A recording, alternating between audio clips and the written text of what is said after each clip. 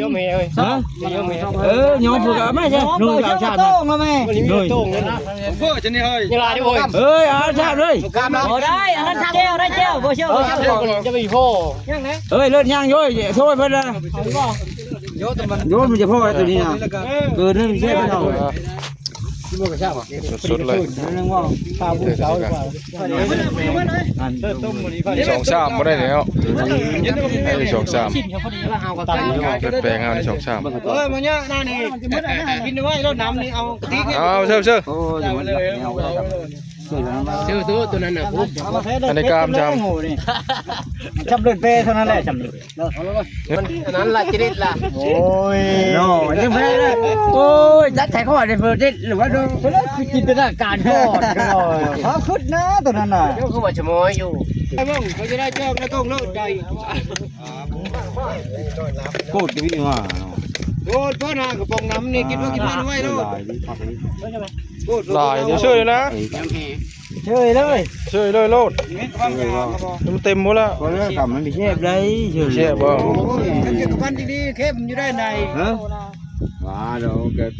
จูละหูยังเข้ากันไม่ได้กินเลือดแปลงก็ยังกินซอยจูนะมาย่าถ้าเราบอกคลิปนะ100แล้วเอาเลยเขาไม่ชอบเลยพี่เวลา2-3 ชั่วโมงเราแบตหมดแล้วไอ้คลิปไปได้เย็นน้ำไม้หน้าไปน้ำ40 นาทีเอ้าโม่เลยฮะน้อยเดียวเย็นเลยน้ำไม้หน้านี่แก้ข้าวน้ำไม้หน้าน้ำไม้หน้าเนี่ยวัด3-1ยัง3-1ชามนี่น้อง2 ชามบักแดงเกี๊ยววายเด้อพี่น้องเด้อเนี่ยบักแดงเกี๊ยววายเด้อนี่สดร้อนๆเลยเนี่ยทุ่งหน้าเรากินนะทุ่งหน้าก็ไปแล้วเนี่ยโดนชุบมันตัวฮ้อนเริ่มล้ามเลยน้องเขาไม่ชูจักชาติกับเพราะในนี้เนี่ยพ่อชูเป็นดาวไว้แล้วอันอื่นเนี่ยได้เมดบัดกลางคืนไม่ได้โย่ผมให้การแจ้งงอเฉียวมาพี่เด้เยอะได้จินนายชูเนี่ยก็เยอะอื่นพ่นซอยขานังวันนี้ซอยขานังวันนี้โลดเขาอ่ะนี่ไม่ทันกินปอกคุณไหมกินเอาคันเอาได้เอาเนี่ยมันเทกว่ามันนี่เจียวนะมาดูเจียวนะเมียวเลยตอนกี้ตอนอาหารกระโดดนุ่งโอ้เนี่ยมันเนี่ยแซ่บนี่ยังดีกินมดไว้ปีนขึ้นไปลูกตลาดหนึ่งมากเนาะเจียวเชื่อบ่เพียวนะมาเธอแจกกันนะมาบนกว้างพี่นะนั่นยังว้าวนะจิ้มก่อนโอ้มันเดินโอ้มันเป็นคือว่าทีพอแล้วทีพ่อนไปละพอมาแล้วเจียวกันโอ้มันพ่อนนี่เฮ็ดบางพุ่ม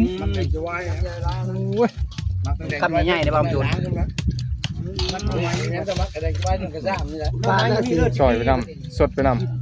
ำชุกคือยังก็ลงเลิศอยู่เนาะลึกละโอ้เชียงน้ำแรงนี่มันทำเองเนี่ย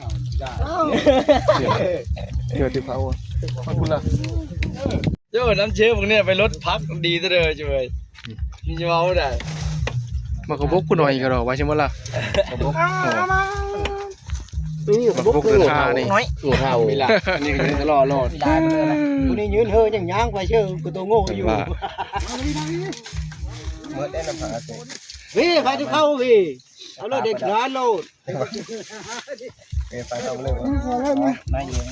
แล้วมาเด้อเด้อจบอันนั้นบุ้งเฮดิบันนี้บุ้งเดินทางญาติเดียวได้กับบุกเดินทางเนี่ยบุ้งมาเนี่ยทำนะมาชิเดี๋ยวมาลงกับบุกเดินทางนะโอ้เกือบหมดทันชื่อเบาได้เนี่ย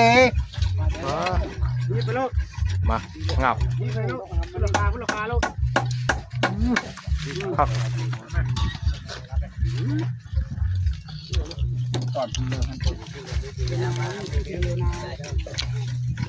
มันใครอยู่มีตัวที่เพิ่งท้องมันนี่ ครับบอกทำนอนปะ ทำรับเลย ไปเลยเนี่ย ที่ประมาณเคียง โอ้เก่งกะ ไม่เจอเพิ่งท้องไปเลยตีอันนั้นมันได้โดย ไปเลยน้ำทุนครับบอก ผักครับอันนั้นเขาได้โดยชูอยู่ตีนั่นน่ะ เจียวไว้เจียวกันเจียวผีบอก ท่านเจ้าผีก็มี เจียวผีเจียวผี ว่าบ่ได้นี่นะ นี่พอดีบ่เผ็ดบ่เข้มจะไม่ได้เข้มมันมีกระปั้น ดีเชฟบอก ว่าเลยว่าเลยว่านั่นล่าหมดที่ทำได้ เฮ้ยชาวพัน ครับผมจะหมดไฟยังรู้จันไต เต้าแซ่บบ่เนี่ยเข้าไปยังไงเนาะ ทำไงจันไต ว่าคนนึงมาบ่น้อยมันนะครับ ข้องอีปลาบุ้งอยู่ปะนี่เชฟบอกละ เมาเลยเนาะ ไปกินเชื่อกินอยู่เชื่อ กินว่าพอกับ ถ้าเลิกกันมาเลย สดเลยพี่น้องเชฟดังไฟอยู่เลยดังไฟเผาเลย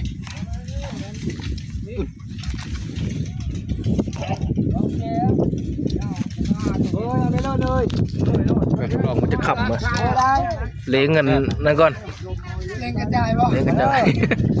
เล่นกระจายบ่ ฮะเพชรขาดว้าวเพชรขาดหลักโล จับไม่ นะ หมดบ่ครับหมู่นะ พักเลย สิมันมีโต๊ะว่าอยู่ เฮ้ยมันเก็บหมดตัวนี้บอกขาดนะ บ่มันกลาง มันนานกล้ามใช่ไหม เฮากะผู้เดียวเฮาก็ไปกินแล้วได้คนเดียว ลองก่อน ผู้เดียวเฮาจะไปกินแล้วมึงมา พักละ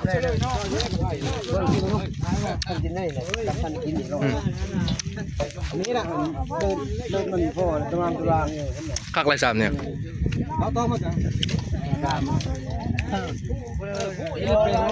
นเฮ็ดแต่มันได้ตาว ครับ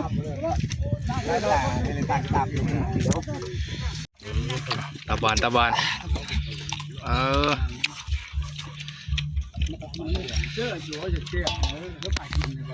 เฮ็ดเพิ่มหมูเนี่ยจังน้อย แนวเสียบ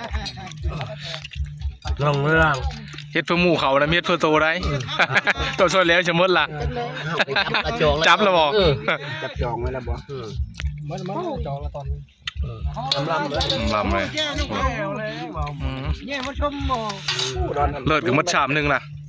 หวานก็ ท่านอยู่บอกมาลงทุนท่านเขาอยู่บอก โอ้ยพอได้ยำในคือเขาอยู่ไหน เพื่อไหวนี่มันทันนะเพื่อไหวแล้วละน้ำลำเนาะบีมากดังบีมากเสื้อบีมานะเดี๋ยวพอน้ำลำพอละโอ้ย ไปกินให้ จ่อง นี่ อยู่ น้อง ก็จ่องอยู่ว้าต้องน้ำลำมา ลองแม่มาคำสุน ลองแท้นี่เสื้อบีมัน ก่อน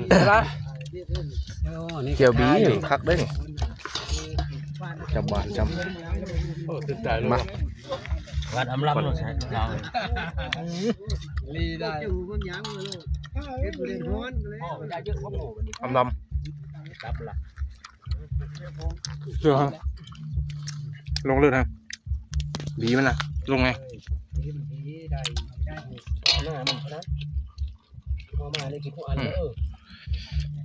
ผมจังเลยบริคักอ่ะพ่อ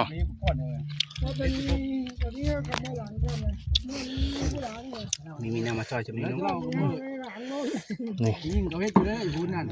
นี่พอเจียวลงอี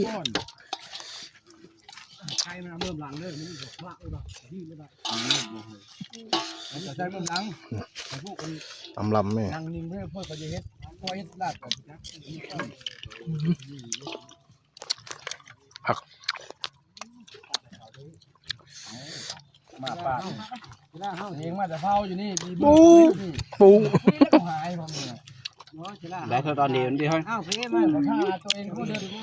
บ้านไว้แต่เดียวหมูตลอดนี่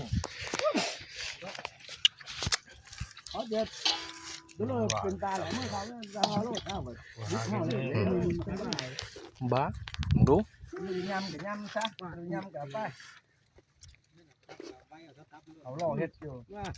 กลุ่มลำเจอดีมั้ย เฮ้ยคันนี้ยังห้อยคันนี้ใหญ่เลยนะ แข่งข้าว5 โลดีมันช่วยแล้วเอาเชื่อมันนั่นน่ะเยอะเลยช่วยเอา มาขลับมันนี่นี่ เอาเชื่อมันขึ้นมาได้เลย มาขลับมันมางาม เล่นลงเล่นมีลงมาหน้าตาใจแล้วเล่นนู่นตาใจไปไหนก็เล่น5 ตัว บ่เลยวะมาเพีย เลขมีออกมานี่ มันลืมวัดแล้วบ่ดิ ก็ขายเลขนะ โอ้ย การเนี่ยก็อะไรเฮ็ดละหมวยเงินเลยอันนี้ถ่ายของเรานำไหน มาเรียบร้อยเป็นทางเฮ็ดโคเป็นโต๊ะกันตั้งแมลงนะนี่เฮ็ดดาดแล้วก็เฮ็ดลาบแมลงนี่ ช่วยที่นี่นะ เอาตีเพป่ะนะพักได้ฮะ ตัวนี้เอาไหม นี่คันหน้ามันนี่คันพายคันหน้า กินแล้วนะ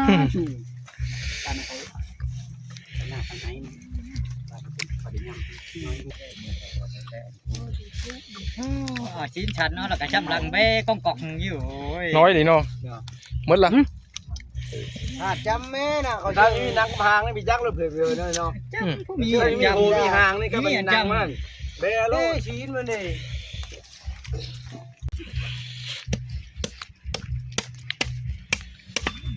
มัดเลยมันน้ำใสมันละโว้ยนะกระตุ้งกัน มันก็จุอยู่ซอยจุ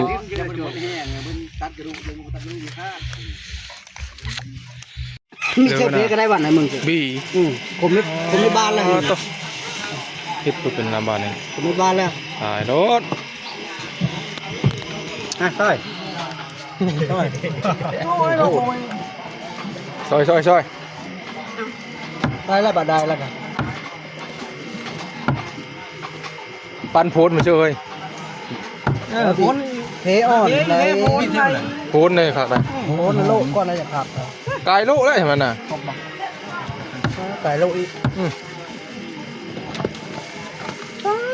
เจ้ามาเจอจะประเดี๋ยว เจอ ผมว่าแล้วกันนะว่างูว่าไก่โลบุกว่าอะไรล้างโลดมันจะพูดเรื่องงูเหรอเฉยๆบ้าโย่เฮ้ยหยุดเลยจะหายมันรักเลยโต๊ะมันเลยว่าเจียวเพีย พ่อมาไปเล่นซะไม่กินบ่อย ไม่เจ๊หรอก เดี๋ยวเจ้าเฮ้ยคำนึง เอาไปละให้ถึง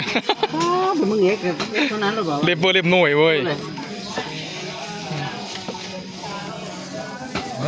จะการละตึงมานะกลางเลยจะการละ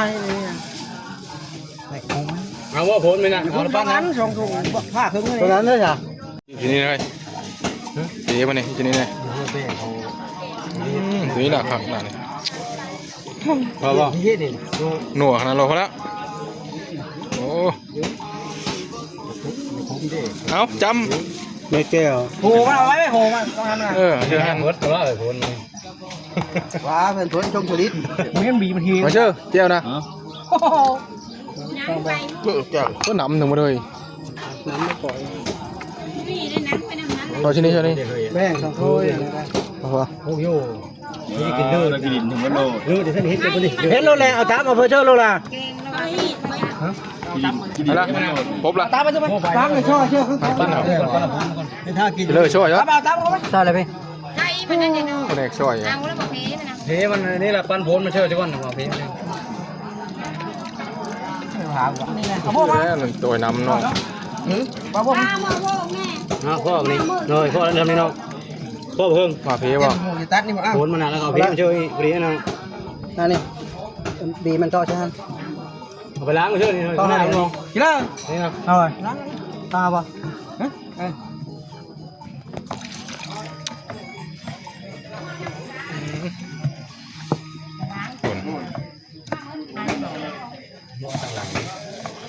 อดมาเท่านั้นละเด้อยับเลย เซฟระดับตำนาน เพมากัน โอ้ยอุดจักเขาอยู่เนี่ยยิงเขาจะประมาณหมิ่น ไปทางนั้นเราเอาน้ำไหล มีเลยชิมด้วยผักจะบอก ได้เลยครับ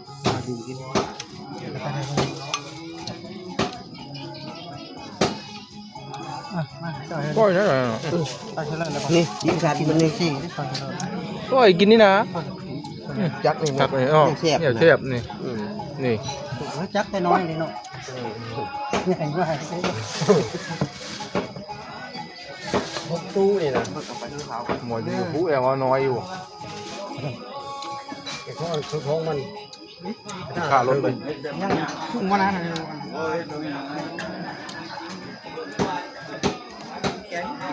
มันนะเปิด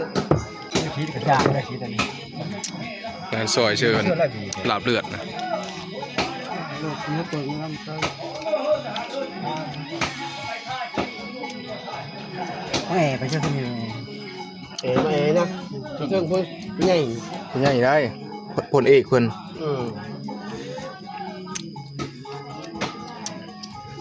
ไม่ชอบหินใหญ่ ไปพูดมาเอาเลยไม่เอาวะนี่นะเอาล้างออกเฮ้ยล้างล้างเพื่อว่านี่นะ ครับเนาะ ล้างหุ่นไม่โดนเหรอแล้วว่าเขาจะปั้นนะโยมเยอะล้างโยมจังจังทำหน้าละน้อมละน้อมละเดินไหนเราเลิกนะนะกำลัง ใจเย็นใจเย็น ยำอยู่เดี๋ยวมึงดูให้เขาใช่นี่ก้มหน้าอย่างเดียวเขามันไม่มีนะจะเรียกก้มหน้าอยู่ซัก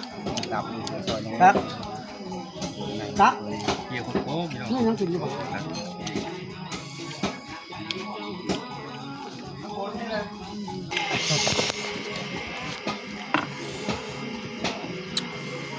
ต้อง บุกมาคำชนบุก ทางงานได้เลย พอดีเรากินแล้วก็ลงหน้า โบลงเลย ดีจะไปป้าเลยไปป้าเอานี่ป่ะทำไมเนี่ยหาเล่นแล้วเนาะไม่เล่นหาเพื่อนพักนี้ยาวมันไปนั่นเลยนะ ตักเลยบอลนะบูหอมเลยช่วยไหม เยอะอยู่ไปใช่เดี๋ยว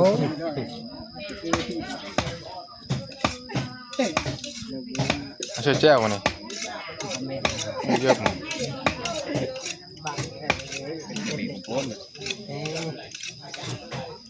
เฮ้ยนี่โดนเราเสร็จบ่ฮะผมอยู่บ่นี่ทีนี้ครับยังพอเพิ่นจะเพิ่มไปเพิ่มเยอะจะเชิงอยู่เชิงเพิ่มไปเพิ่มเยอะกินอาชนะแล้วจะเชิงเยอะเฮาลอกเชิงพี่ก็ ช่วยดูตับบานมานี่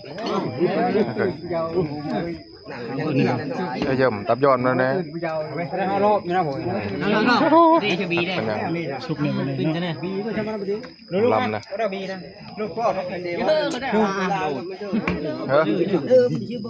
ทำไม่น่า ทำไม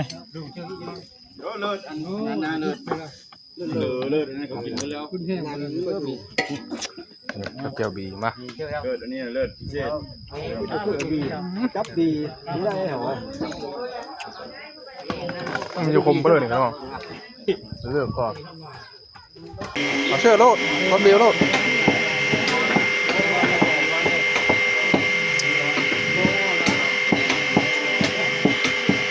ทำมาดูนะ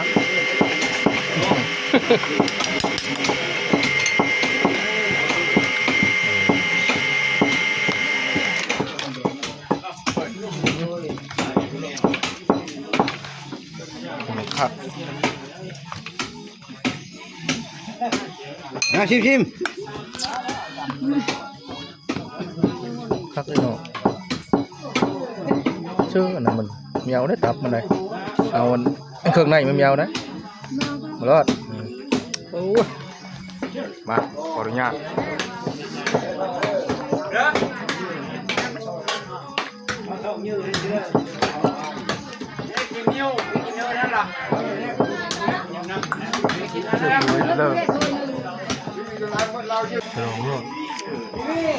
เอาไหมเพราะมันนั่นบ้างยุ่ง เฮ้ย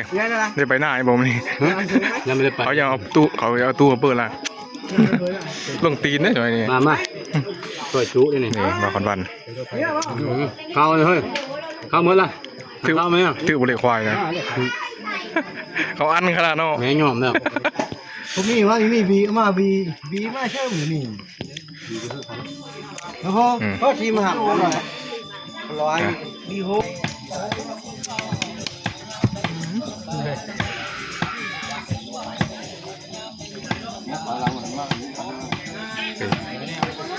สวยมากพี่นี่ยำไปนำเนาะไฮ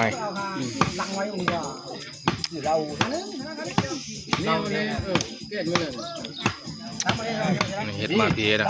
ไม่กินแล้วตับยาตับนี่ตับนะตับยาตับไม่กินโล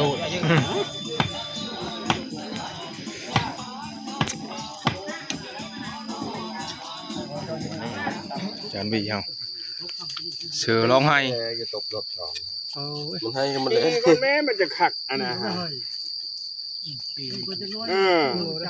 โอ้จีให้มันยุดก่อน ฮะ ยุดมันละจักยุดบ่ยุดบ่จักอันนี้นั่งแบบนี้มันก็ ช่วยทางในมันนะย่ำ เทียบบทบาทแล้ว ก็จะบายก็มือด ให้มันยุดนะโอ้มันก็คักนะ กินแล้วนะนี่เสียบเลย มันเลย นี่โอ้ย ขึ้นรถ มาเป็นเลยครับผม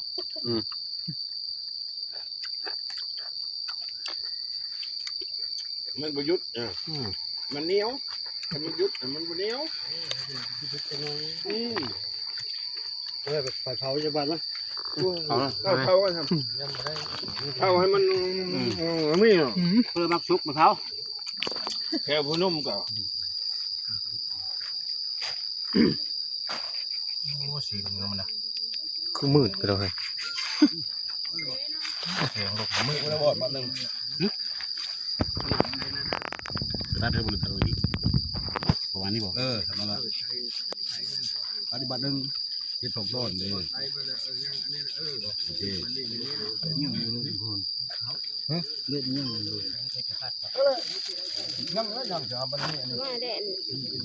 มัดครึ่งนึงบ่มัดครึ่งนึงเอาไปแบ่งวัดไหม เอาหน้านี่ไม่แดงนี่บ่พลาดหรอก ก็จะได้ใส่จังน้อยแล้วก็ไปเลย ตับบ่ นั่นน่ะ ใส่ยังก็จะใช่อ่ะเอาตัวเพกับชิ้นมันพอครับมันทัน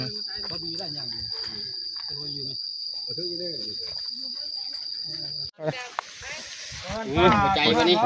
ใจเย็นนี่เลยปู้ กูพี่อาบน้ำ น้ำโอชิเย็นนี่เลยเนาะ โอ้ยตัวสีได้หลุดเลยจะประหยัด โอชิเย็นนี่เลยเด้อจบมืดโอ้ ใช่ด้วยตกสิญา ใครแน่เพิ่มความนัวเพิ่มความนัว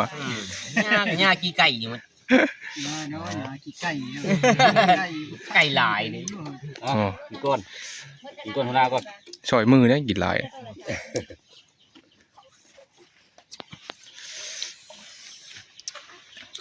ไม่ล่ะโอ้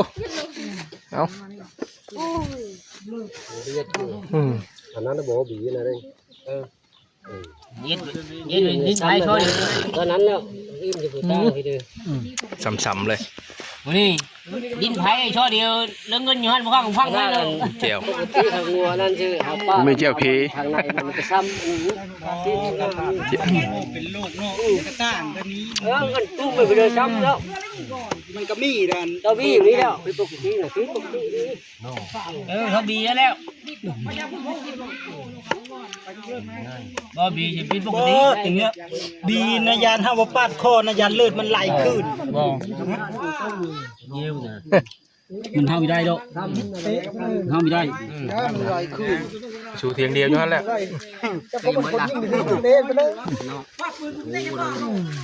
เห็นมิตรที่ได้ยามโอ้ยกินยา มา ข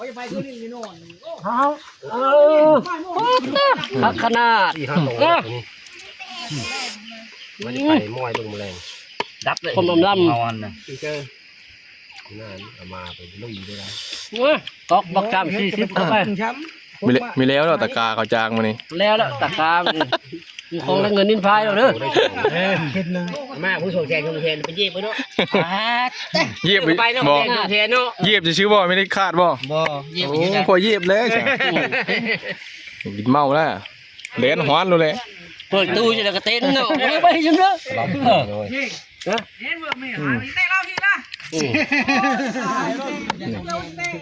ก็ขลึกตัวรายงานแล้วไปแล้ววันนี้เนาะบังคับเลยเป๊ะ ซ้ำๆไป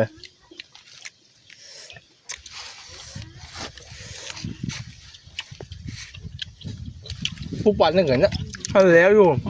ผมก็อยู่ มาลืมเลยลืมแล้ว พูดลงข้างเฮ้ย ต้องข้างดุครับ ต้องแล้ว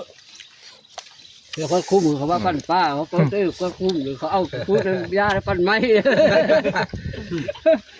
เก่งเวทได้เลยตัวเองได้เด็ก พรหันละกลับมาคือเก่า ไปแต่มือก็พบทำได้เด็ก เออ ท่านได้ไปเมืองท่านได้เกี่ยมเครื่องคักไปเมืองวันนี้เกี่ยมขี้กั้วประมาณ20ตั้งคือโก้มีมากไหม เอาปูดนะนะ ตั้งเน็ตบ่ลูกกันเลยลูกกันเลย ย้ายแล้วมึง เอาตัวเป็นกั๊บมาหักนะ กัดไปเลย กูนี่มันช่างร้อยเต่าเนี่ยมันเอาแล้วชิ้นจะน็อตเนี่ยมันคือ โอเคเอาเรา เด้แบบนี้ อันป้าไล่ได้อันน็อตช่วงป้าไล่ได้ อ้าวยันจะแห้ง ไล่มันมีไล่ดิคือแล้วตัวนั้นมันตอดนุกมันไล่ อันนี้ดีไร อันนี้มันมีไล่เดี๋ยวมันลากที่คั่วไปโอ้ยโอ้เฮง มันพบก้อนดึงถึงนะ ถามอย่างเลยบึกเนาะ นี่แล้วว่าโกอยู่บนเก้า คั่วอยู่บนเก้าเนี่ยนี่มันดึงจะใต้เขาไปเนี่ย ดึงขั้นตอดขั้นคือ แล้วปูดนะเอาแช่ไปชูนเอาแบบมาแล้วกัน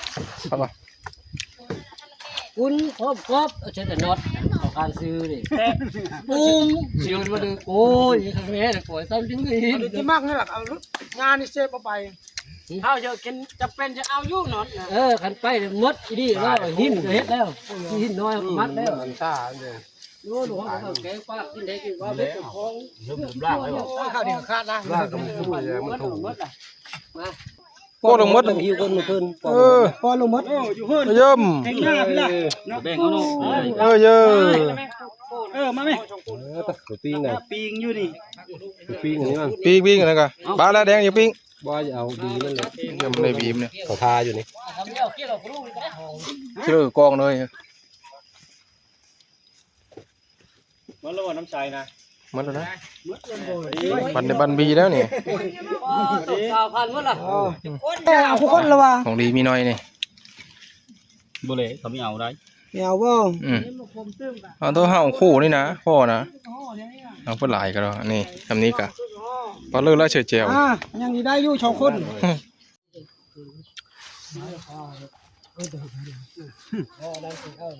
อันต่อเด้งนะ แล้วล่ะสิอันเดียวกระดูกหนัง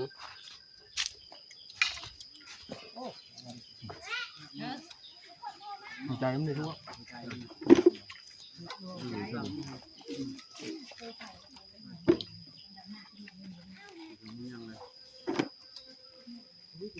เดือนเล็กๆนี่ขึ้นเขาหมูก็ขึ้นแล้วยึดตะการด้านมาอยู่รอมอุ่นไม่ได้ของเขาอะไรของเขาสิอื่นก็ได้เนาะโอ้โหยังเขาลูกกลางนี่ล่ะด้วยยังอยู่พี่อยู่ เอาน้ำมันมาทอดไปเลยมีน้ำมันดีกินนะ แค่หมดแล้ว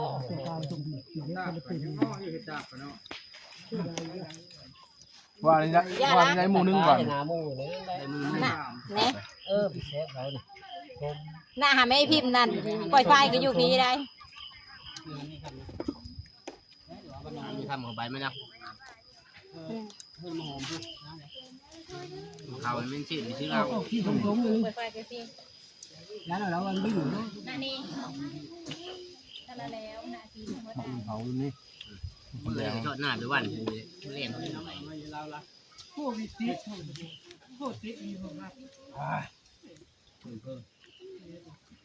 ค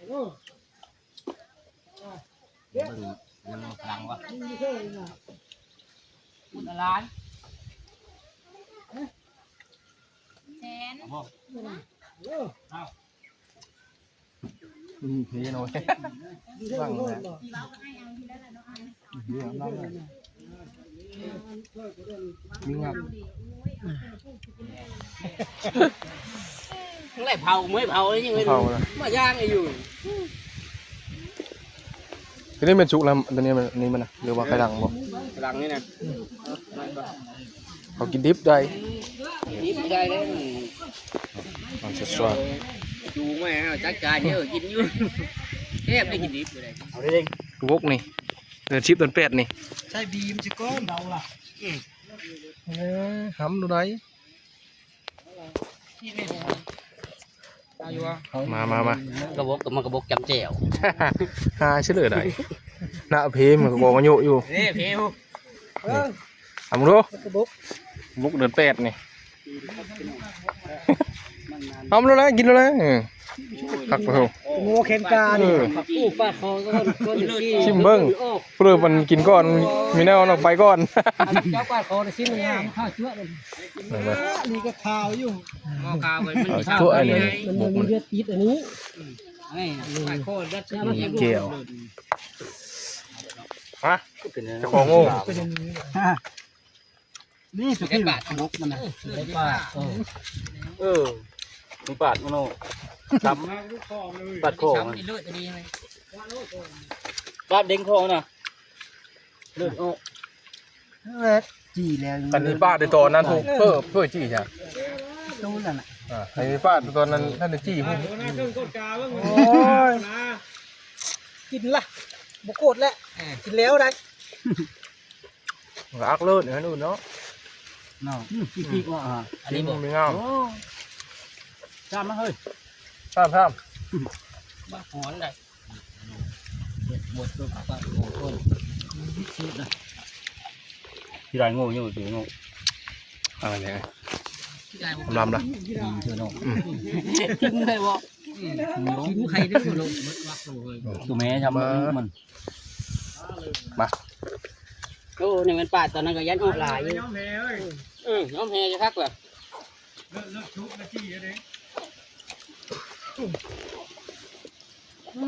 เอาบ่ ราคามันอยู่ ชิลเลอร์ ข้าว นั่นแหละเนี่ย ข้าวต้นชับ นี่ขาดูชับ ผ้าน้ำไปเถอะนะเดี๋ยวแม่กินและโหมันแล้วหอยขนม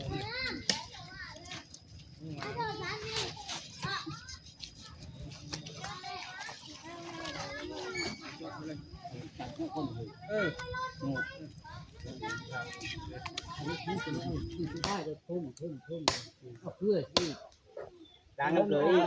เข้าไว้ด้วยเลยตุ๊บหาซื้อก๊อกเข้าไปอีกก๊อกเข้าไปอีกป้าขึ้นคอร์สไม่น้องก๊อกเข้าไปที่ซีดนึงตัวที่ซีดเรียบร้อยแล้วจะมันลากที่กู้ไปโอ้ยมันพบก้อนดึงถึงนะข้ามย่ามเลยบึกเนาะนี่แล้วว่าโกอยู่บนเก้าโกอยู่บนเก้าเนี่ยนี่มันดึงจะใต้เขาไปเนี่ย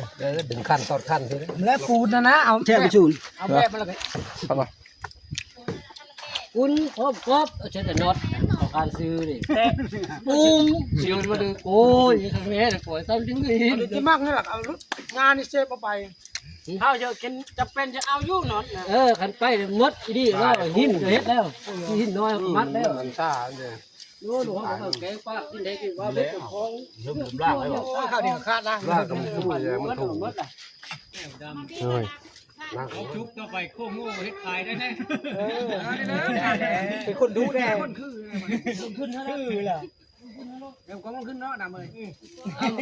เอาหมูน้อยเพชรมาก่อนหมูน้อยเราเอาหมูน้อยแต่ก่อนจะมาขึ้นมาหัวเลยโง่ชื่อร้านนั้นเฮ็ด5พูดอันนั้นมาปั้นกับย่าแล้วมั้ยมาล่างเลยไม่ได้ขายไว้เลยลูกนั่นน่ะ คือน่าเสียพอดนะ แดนพอพอดบ่แดนพอพอดได้ เอาไปเด้อซื้อดูเรียนซื้อทองย่างมี มีถึงครับ เด็ดไม่หอยเลย ยางปุยได้ ยางปลาย างปลาบ่ ตรงยางปลาย างปุยเยอะ บ่ตรงยางปลา มาไหม นี่ยางปลาลงมา ช่วยพูดนึง เดี๋ยวว่าจะคุณกันโอ้ยยังขาปูดิทำร้านแม่ไปเที่ยวที่ขาปูนะ เฮ้ยตะเลิศตรงข้างเลยเด้เลิศตรงข้างเลย มาแล้วส่งผ้า เอาแล้วเราไปหนังเอาเลย เอาแล้วมีปลาทั้งหมดนี่มันตรงข้างนะเอาได้ไม่ได้ ล่ำตัวเราพูดตรงข้างนะล่ นี่น่ะตรงข้างนะสายตามันเรียบร้อนๆอยู่ตรงข้างเมื่อเอาป่ะ ำเอาจะน้อยสิเอาไล่แล้วแม่พร้อมไม่ได้ มดละบอลตัวเอานึ่งอ่ะ รักได้แต่ไม่เสียเด้อ ไปทาวันนึง ก็ได้หลายโอ้มันกัดโอ้มันกัดชุ่ม แบบเลยแจ้ว กับหน้ามันแรง ขั้นในลายกับผู้ปั้นนั่นแหละ ควันน้ำหลังเรื่องควัน กันจะเลยน้อยจะเลยหลาย ตัวนี้มันเด้งไม่เอาตัวไม่ได้บอก เป็นทางนะ เอาตัวนั้นเด้อตัวนั้นเด้อนี่คิวเสียเมียไว้นั่น